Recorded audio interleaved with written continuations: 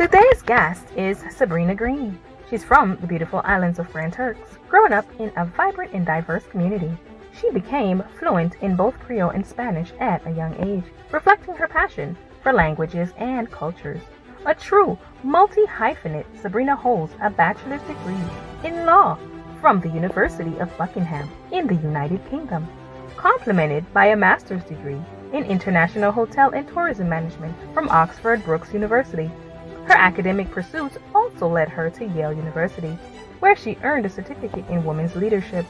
Beyond her academic achievements, Sabrina is an entrepreneur, author, dedicated community activist, mentor, and motivational speaker, but also a staunch advocate for social justice. Her past role as director of the Turks and Caicos Islands Human Rights Commission allowed her to spearhead initiatives promoting justice, equity, and inclusivity in her community.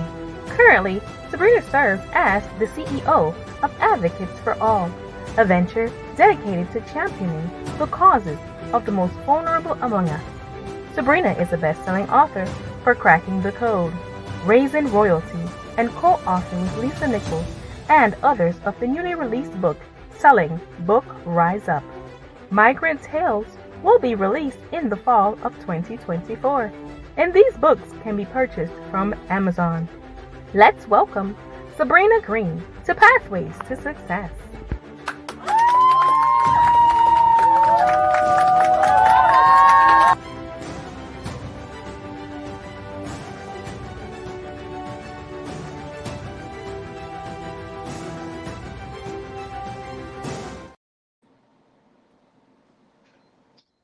Welcome to Pathway to Success. I'm your host, Dr. Michael Hunter, and we have our guest tonight, Miss Sabrina Green.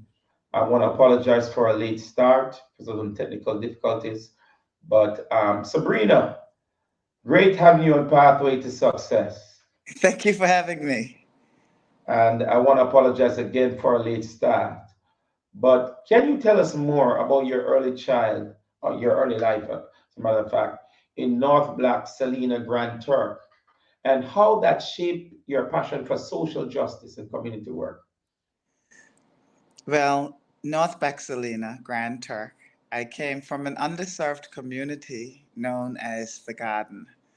The Garden was not your typical garden of flowers, the fruits or vegetables, but it was just a name given to the area because there was a special type of prickly tree that grew there.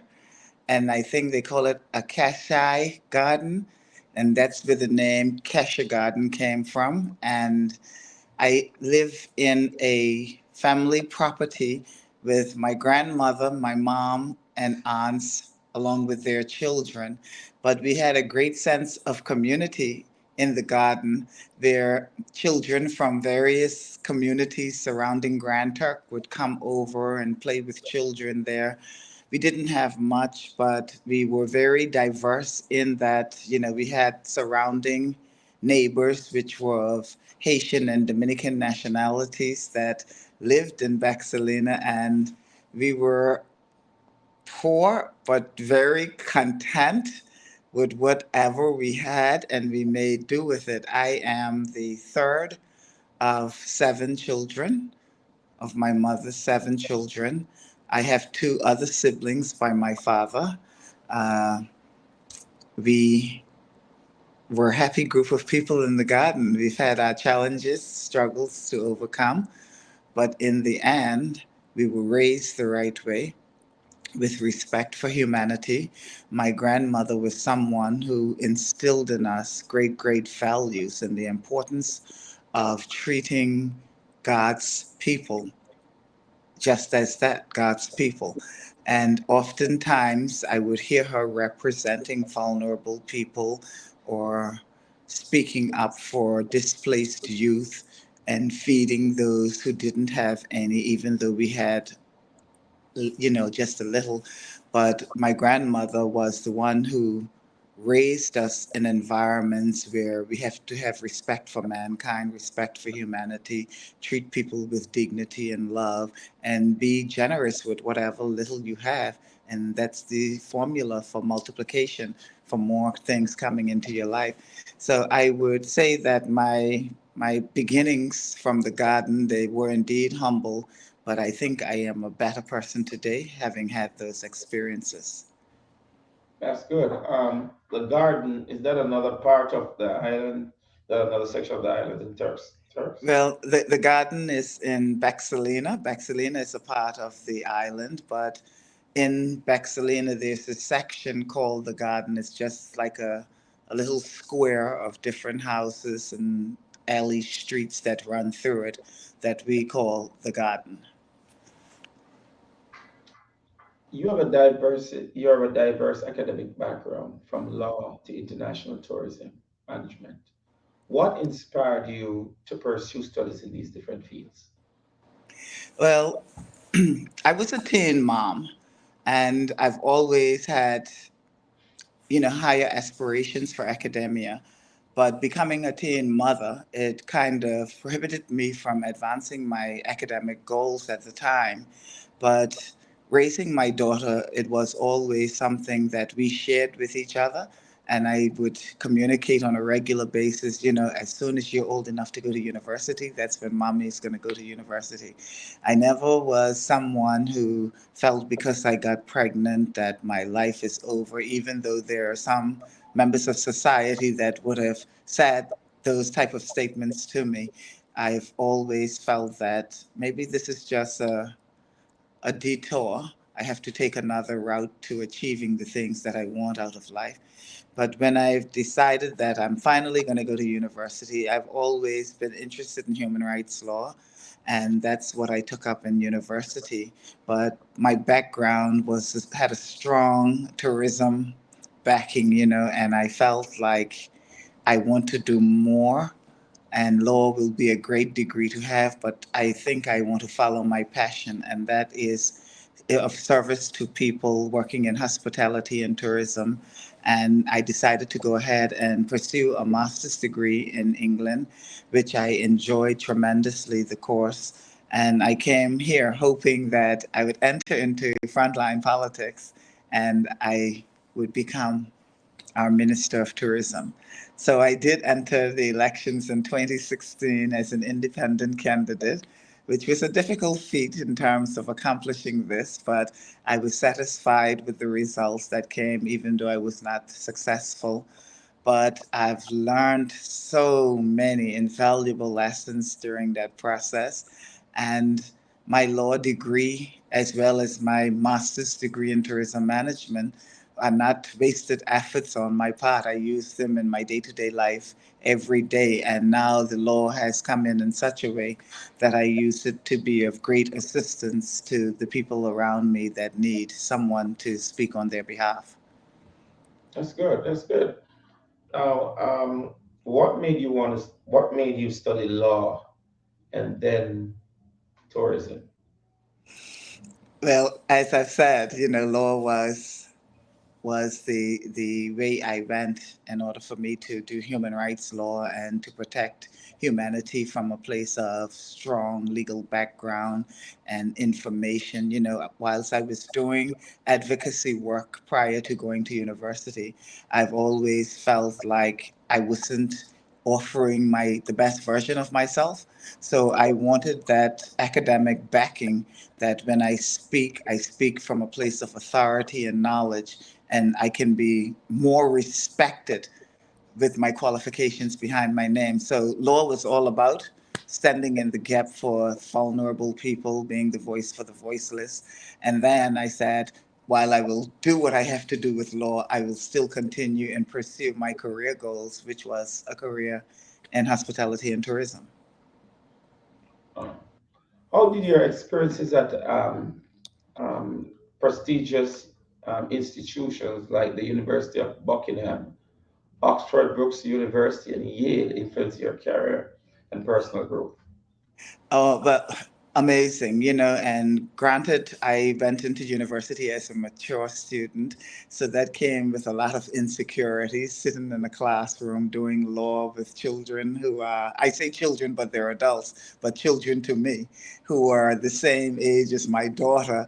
it left me feeling like, what am I doing here? And many times I felt displaced and I wondered if I should pack this in and go home. But then there were people who came in that were older than I was, and it gave me a bit more comfort.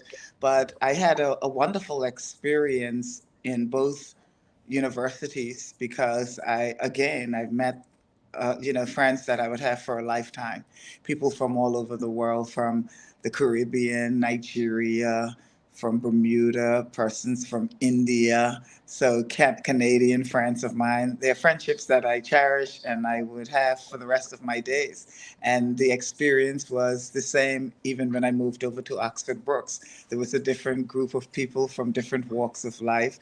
And because of my islandy flair, and we are very personable people, it was not difficult for me to make friends at both of these universities. Yeah. What motivated you to pursue? Because you pursue a certificate in women's leadership at Yale. You seem to Yes. love what I love about you. You're always improving on yourself, and you seem to love to study. But I like that. And how have you applied those lessons in your work and community activities? Well, when I pursued the certificate in women's studies at Yale University, a friend of mine made the recommendation to me. They sent me the link and the information, and they said they saw a beautiful course that they think I will do very, very good in. And the course actually was an awesome course. And these are principles that I use in my everyday life. When we live in a society like Turks and Caicos that is very, very diverse, it's a melting pot of sorts with people from different walks of life. It was particularly interesting when I look at intercultural leadership and being more accepting of the cultures of other people from different walks of life, having respect for their views, norms, and opinions, and being in a place of, information and greater appreciation of the values that other people hold dear to them and being respectful of them. So, yes, my studies at Yale and my academic studies at university, they're all shaping me into the perfect female leader that I need to be. So, I am grateful for the opportunities, and I am so happy that I've not backed down from the challenge at hand, because there were days when I felt like I wanted to put it aside because it became overwhelming. But I'm happy that I stuck it out. I ran my race, I finished my courses, and I'm better off from having doing so. You're also the CEO of Advocates for All. I like that, Mhm. Advocates for All. Yeah. Share more about the mission of your organization. Okay, Advocates for All. I was recently, a year ago, I finished my second contract with the Turks and Caicos Islands Human Rights Commission, a job that many people was specially made for someone like me, because advocacy was what I've done all my life. And after I've decided, that there were moments in that role, of course, as you'd imagine, it's quite controversial, because in upkeeping human rights and adhering to international standards, which are commonly breached by governments, there always can be challenges when you have to tell the government, no, you can't go in this direction here. But when I decided that I need to be free, because being in the post, I felt like I was kind of losing my identity. I was no longer Sabrina Green, but I was the Human Rights Commissioner. So it felt as if I lived a life under a microscope where I couldn't voice my opinions on certain things. And the irony of it is, I'm supposed to be protecting freedom of speech, but my speech is not free, because my words will be taken out of context. So I said, you know what? I want to still do what I have to do, but I don't want the hall monitors. I don't want the people who are above me to come to me and check me and say, oh, no, this can't be done. You can't do this. You have to apply this type of pressure. I said, I want to still continue my advocacy work. I want to advance humanity in Turks and Caicos. I want to take care of vulnerable people. I'm going to do that. So that's how Advocates for All was birthed. And it's a pro bono business. It's not something that I do for profit. I'm not paid for it. It is something that I do in my spare time when I get an urgent call and Sabrina, I need you. I drop what I have to do and go and take care of the matter at hand for whomever the individual is. And I say advocates for all because it's not a service that I offer exclusively to Turks and Caicos Islanders, but it's something that anyone who is resident in this country can benefit from because people are people. I like that. I like that. What challenges have you faced while championing causes for undeserved communities, and how have you overcome them? Well, I believe my motto is I want to do the work that makes me sleep well at night. And I sleep very, very good. I So, like that. yes. So, of course, in advocacy, there's always going to be an offender, there's going to be a victim. Mhm. And if I am standing on the side of the victim, of course, the offender will not be pleased with this. So I have had entities, individuals, who would push back on me. And in some cases, there are Turks Islanders who feel I shouldn't be speaking or representing the interest of non-Turks and Caicos Islanders. So that sometimes is where a bit of a conflict comes in. But I let it be known unapologetically. I'm here to take care of people. I don't ask your nationality, color, creed, religion. It doesn't matter to me, any of those things.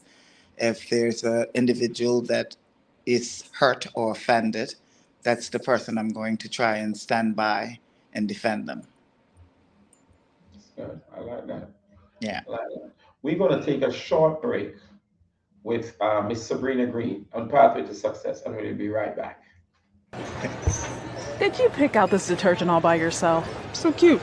It's half the size and it's half the plastic. And there's nothing cute about unnecessary plastic.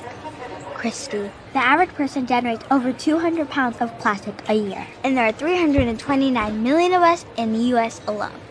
Do you want paper or paper? Yeah. 7th generation Easy Dose laundry detergent. Half the size, half the plastic, all the clean. So where were we? The playoff. Oh, yes. Only a handful of teams remained, hailing from kingdoms far and wide across the college football land, all vying for a spot in the playoffs. Each team led by a great coach, fearless players, and defended by the loyalest of fans. Soon, they would take part in an epic playoff battle for the right to call themselves national champions. And to the victor go the spoils, a beautiful trophy, a grand celebration, and bragging rights that stand the test of time. And then what happened? We'll find out soon.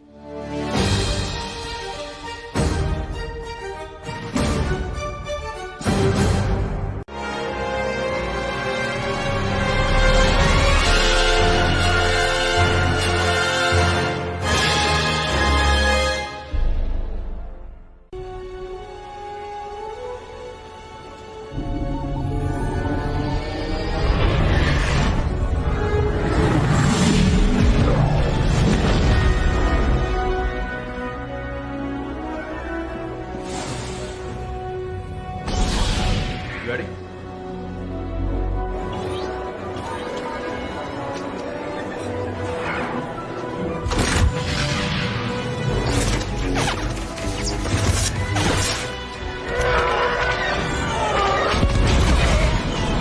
All clear.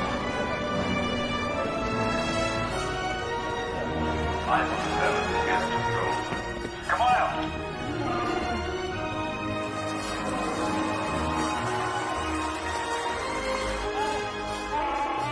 You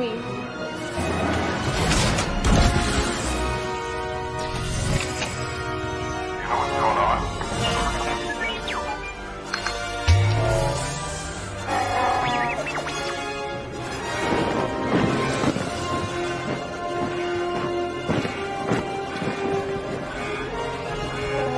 This ship is now under the command of the First Order. Live your Star Wars story in a new 2-night adventure. You know what I've come for. Only at Walt Disney World Resort. Pathway to Success. I'm your host, Dr. Michael Hunter, and we have our guest, Sabrina Green, one who has made such a great impact advocating on behalf of those who need to be advocated for. Sabrina, you have a passion for mentoring and motivational speaking.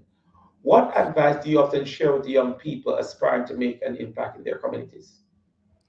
Well, well, I'm a mother to a girl child. Uh, I've been a teen that needed support and guidance. I've decided that I'm going to be the person that I needed, that I didn't have when I was a teen and a young person.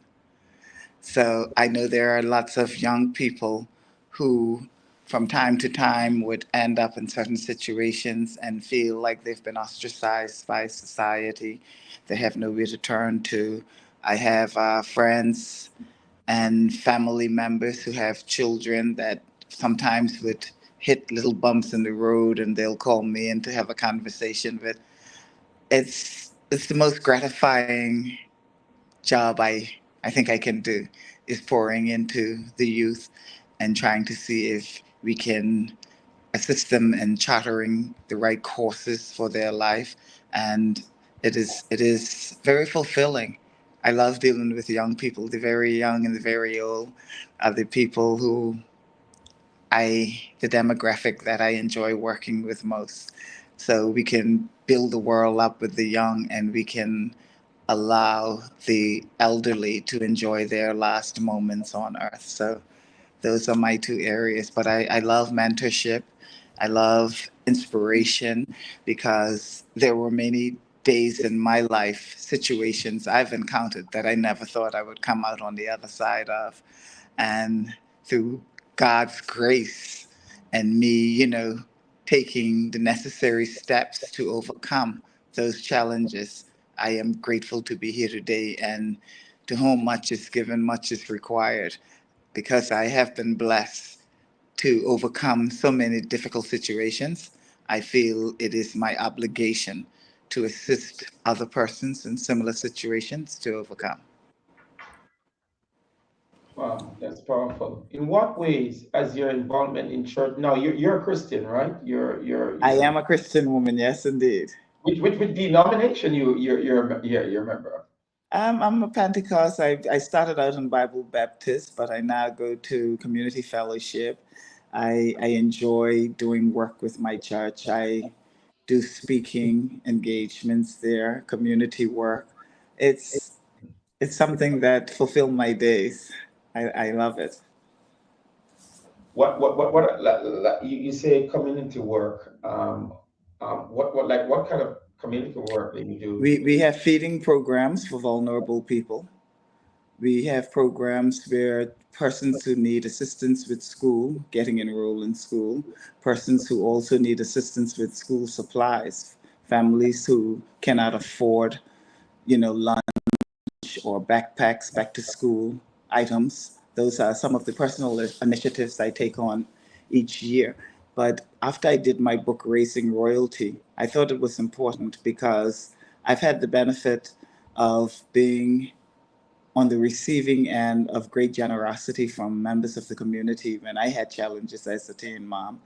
And it was a way I kind of say I'm paying it forward by assisting mothers in similar situations as I was in with the same resources and help that I've gotten from others. So my project Raising Royalty have given scholarships to students.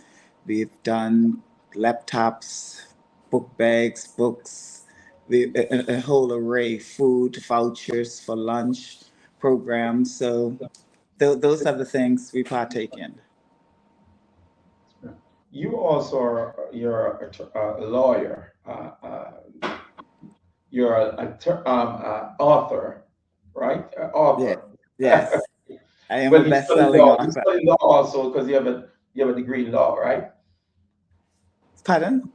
You have studied law also, Yes, yes, yes, yes, but you're also an author. yes. Yes. And could you share some highlights from your journey as an author on the themes explored exploring cracking the code. That sounds like some mystery book. I don't know. I don't know. So like Ah, some mystery book. And then you have another book, Rising Royalty and Raise Up. rise up. Okay, so cracking the code is the title for the group of books because it's a trilogy. It's a Okay. trilogy. There are three stories coming from it. It's a memoir. The first one was about my journey as a single mother Uh-huh. and raising my daughter. I call the book Racing Royalty because I believe she's royalty. I mean, she's a child of God, of course. She's royalty. She's a child of a king. So, and she has a mother who's a queen. Yeah, So she does. she's royalty twice. So, Raising Royalty captured, the challenges of single motherhood and the obstacles that had to have been overcome, and I felt like it was a thank you to the people in my tribe, the people that came to my aid and offered support and assisted me in raising my daughter. But the other two books are coming maybe in the coming years. I'm just allowing Racing Royalty to breathe for a bit, and I still have a lot of promotional stuff to do with it. And the second one I did was a co-authorship with Lisa Nichols. I don't know if you know who Lisa Nichols is, but Oh, she's a renowned motivational speaker, author, producer, all that good stuff, transformation coach. So myself and several other persons from around the world, we co-authored this book called Rise Up, and the themes of the stories in the books, it's about people overcoming adversity and challenges. So that's the second book, and Migrant Tales, what I hope to release sometime soon. Migrant Tales, it's a collection of stories about migrants that came to Turks and Caicos, and they're telling us about what their journey was like. Some of it, are very, very difficult stories, but I think it is important for their stories to be captured because, for the most part, there are individuals that I've interviewed who've entered the country on illegal sloops and they kept coming in from Haiti. So we want to put a spotlight, a bigger spotlight on the crisis in Haiti and the need for international bodies to come together and see how we can do more for Haiti to try to circumvent individuals risking their lives for a better life. And we know that the sloops will continue to leave Haiti because until conditions on the ground improve, they will forever be trying to find a better life. So those stories are going to be a part of Migrant Tales. I like that story to hear from a migrant, a person that has to flee or leave their countries for a better life. Yes, Those are good stories that will inspire others that absolutely. in those who live on the island to recognize that they're tremendously fortunate to is live in a beautiful island like Turks and Caicos Yeah. where the economy is good. Yes, absolutely. And these individuals, I've interviewed persons who are no longer here in Turks and Caicos. There are persons who are still here, and not all of my interviewees are persons who came in on illegal sloops. There are people who came here the right way, went through the proper channels, and it's all about, transitioning from one way of life into another, and what was that experience like, and we want to know about your before and what the after story is, and a lot of it is very triumphant, when people are able now to take care of their families, to be here and give their children opportunities at good education and a real shot at life. So I listened to their stories as I was recording them, and they were very, very inspiring because it speaks to the determination of the human spirit when they want to do something to better their lives. Yeah, I like that. I believe that book is it Migrant Tales, right? Migrant Yes, Tales. It's going to be a migrant. bestseller. That's going to Yes, be a good book for everyone to read. And Yes. I believe that that book is going to be a bestseller. I would love to get a copy also. Amen. From your lips to God is. Yes, because that book is going to inspire others to recognize that no matter what age you are, no matter what kind of economical condition that you came up in, that if you have a goal and you have a drive behind you, you can make it in life. Look at your story. Your story is one of inspiration. How many times have Absolutely. you have a law, degree in law? Um, um, um, you also have one in tourism. You have done your master's. I mean, you're an advocate, you're an author, you're a mother. As a matter of fact, how old is your daughter? Because My you my mentioned how old is your my da- daughter? my daughter is 33 years old. Really? You look so young. Yeah. Great. I thank you very I much. thought she was a I'm little a girl you were grandmother. talking about. I am a grandmother because there are certain things in the book that I was not ready to talk about as yet. Right. Yeah, so it took me a long time, and raising royalty has been in the making for about 15 years. But life happens, and I've lost a lot in terms of family that passed. And because my mom, my grandmother, my brothers, we came from the garden. There are people who still attach a certain stigma to you because you came from nothing. They think you're not supposed to aspire to anything. And that's especially why I felt the need for Migrant Tales, because I personally know what it is for someone to box me in and tell me how far I'm supposed to grow. But fortunately for me, I kick tops off a box, I kick ceilings open. You're not going to get to tell me how far I'm supposed to go. And that's why Migrant Tales will be so important. And it's going to be so great for people to read, because it's also a part of my story where even in my own country, I wasn't supposed to go as far as I am. And I don't think I've even scratched the surface of my growth and development as yet. But I feel like we're all here. We have our own assignment, we have our own journeys, we have our own destinies. And sometimes life happens. That doesn't mean that it's denied you. You just have to take, how the GPS goes. You pass that turn you're supposed to make, and they say recalibrating, recalculating. So that's how I feel it was for me with my life. I have to take another route now, recalculate. The mission remains the same. I just have to find another way to get there. And fortunately, for me, there are people, it can go either way. There are some people who are defeated, and then there are some people who are left still inspired and motivated. And I feel like I am one of those people, and I want to spread the word of good news that irrespective of whatever your struggle is, whatever you've encountered, whatever your past was, you can come back from it. You can still create a beautiful life for yourself. And Migrant Tales, Raising Royalty, all the books that I do, it's all about that someone out there needs my story. Someone needs to be inspired. Someone needs to be motivated. And I'm putting it out in the world for that person. I like that. I like that. With your extensive experience as a justice advocate, what do you see as the most pressing social issues today?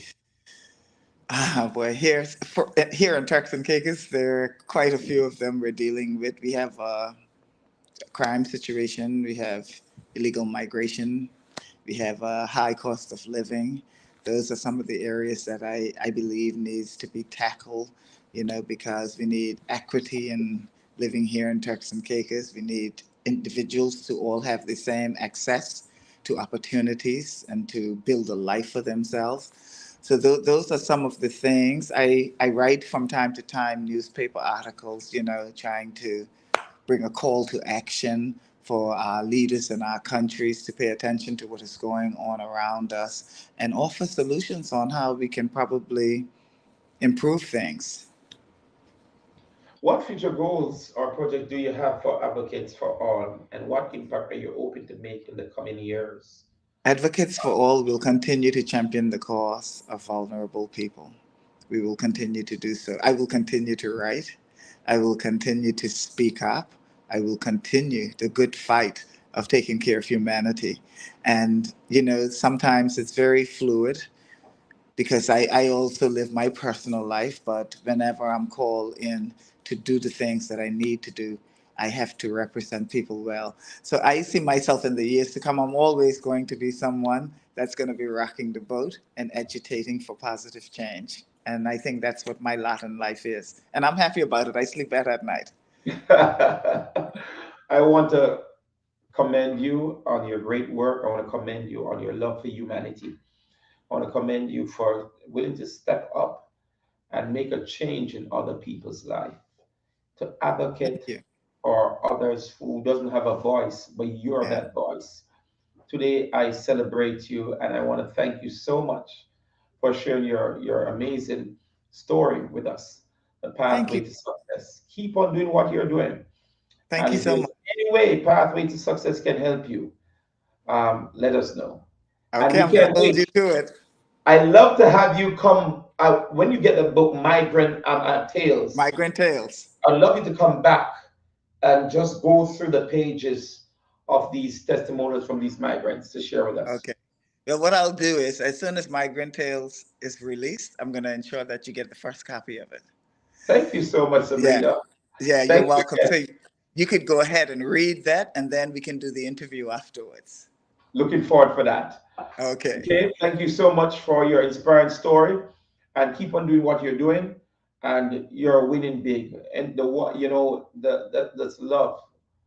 One who is doing an unselfish act to help those who are in need. Congratulations, Thank you very much. And thanks for having me. and thanks for being here and Walk Pathway to Success. In Okay. closing, always remember that we ourselves can rise up to be advocates for others who are in need. Have a great week from Yes. us at Pathway to Yes. Success. Thank you very much.